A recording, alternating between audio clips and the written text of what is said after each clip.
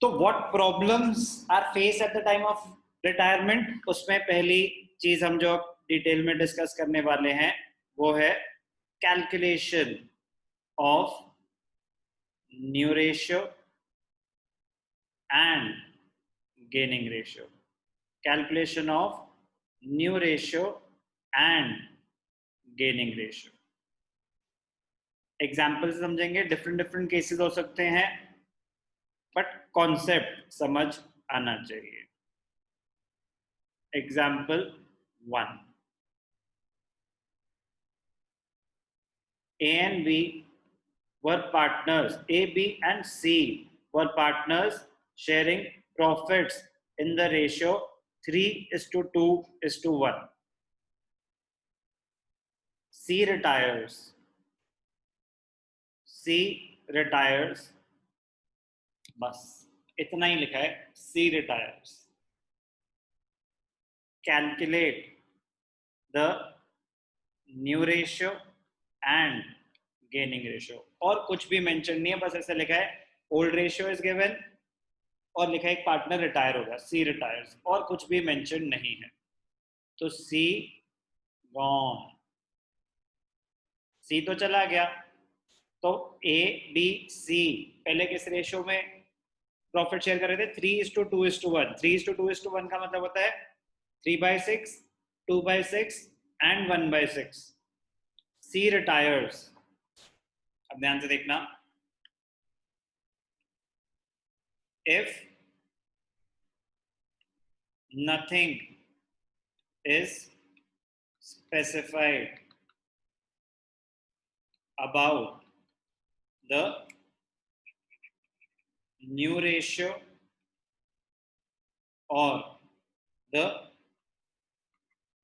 gaining ratio, if nothing is specified about the new ratio or the gaining ratio, it is assumed that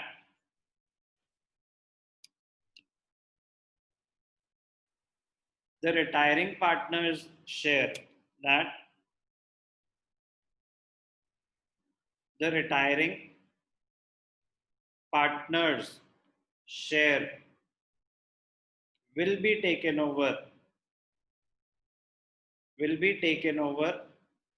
by the old partners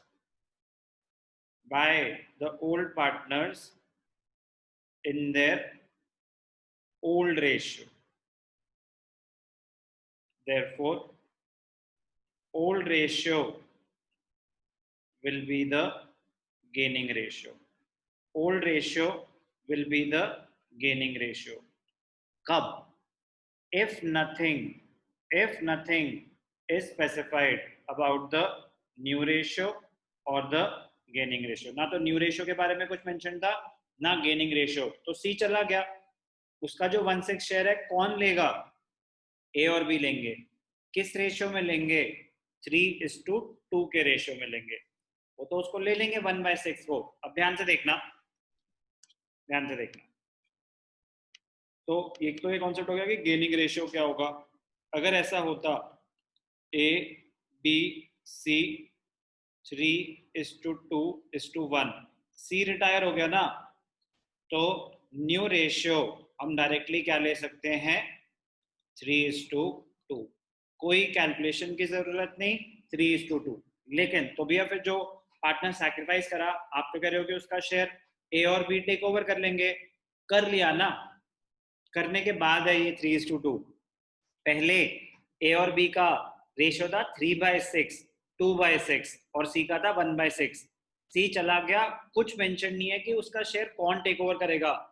ए और B ही take over करेंगे, अपने ही ratio में take over करेंगे जो उनका old ratio था। तो old ratio will be the gaining ratio. वो टेक ओवर करने के बाद भी उनका रेशियो आपस में क्या रहेगा? 3:2। Gaining ratio will also be 3:2। तो अगर ऐसा डायरेक्ट केस आए तो आपको कैलकुलेशन भी करने की जरूरत नहीं है, but you have to be sure कि ना तो आपको न्यू रेशियो गिवन था, ना ही गेनिंग रेशियो गिवन था। बस गिवन था कि एक पार्टनर रिटायर हो गया तो उसका शेयर काट दो, जो बच गए। अगर बी चला जाता तो इनका शेयर हो जाता ए और सी का 3:1, ए चला जाता तो बी और सी का शेयर हो जाता 2:1। डायरेक्टली कर सकते हैं अगर ना तो न्यू रेशियो गिवन है ना गेनिंग रेशियो, उस केस में डायरेक्टली कर सकते हैं। एक और एग्जांपल करते हैं रेशियो कैलकुलेशन पे, इस बारी थोड़ा सा दिमाग लगेगा। Example 2, A, B and C were partners sharing profits in the ratio 3:2:1. C retires and his share is taken over by A and B equally. A and B equally.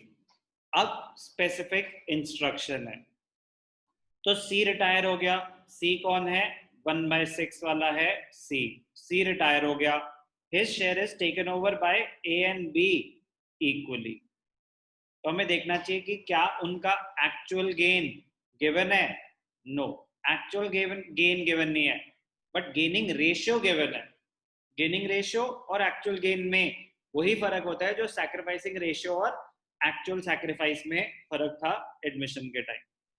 Gaining ratio आपको help करता है actual gain निकालने में, और gaining अगर आपके पास actual gain है तो उससे आप गेनिंग रेशियो भी निकाल सकते हैं। दोनों तरफ चलती है बात। ध्यान से देखना क्या करेंगे।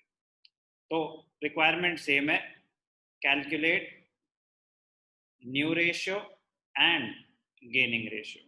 ध्यान से देखना आंसर। तो ओल्ड रेशियो क्या था? Old ratio A B C 3:2:1। C retires तो सी चला गया। अब सी का शेयर कितना है? 1/6। His share is taken over by A and be equally. किसको कितना मिलेगा? नहीं गिवन।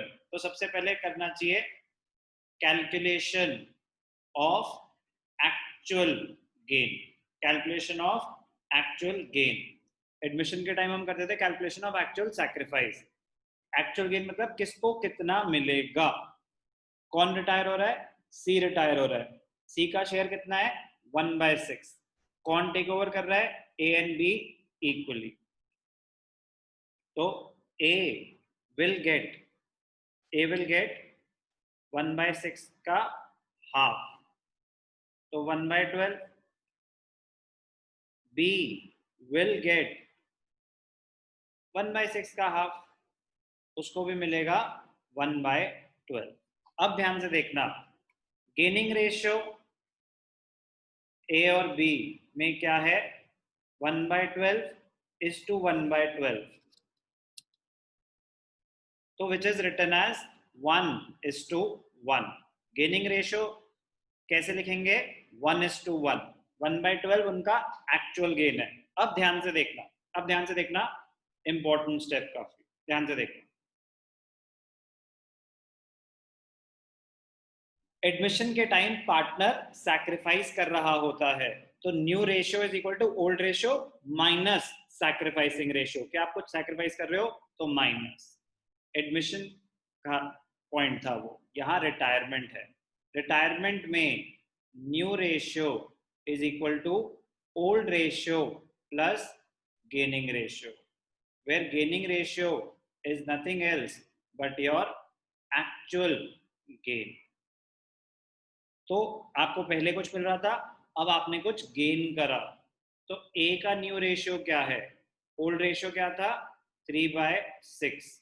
कितना गेन करा? 1/12।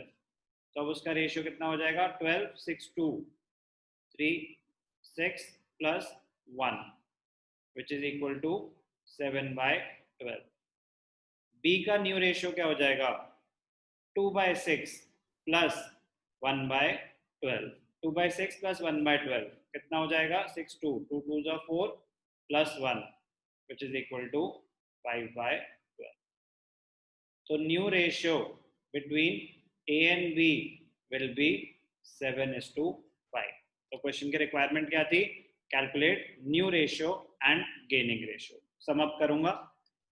ABC 3:2:1. C retires and his share is taken over by A and B equally. ये पॉइंट यहाँ पे डिफरेंट था as compare to the previous question. यहाँ गिवन था कि जो रिटायरिंग पार्टनर है उसका शेयर कौन टेक ओवर कर रहा है, किस रेशियो में टेक ओवर कर रहा है. एक्चुअल गेन गिवन नहीं था, तो हमें सबसे पहले निकालना चाहिए एक्चुअल गेन कि कितना गेन कर रहे हैं ए और बी.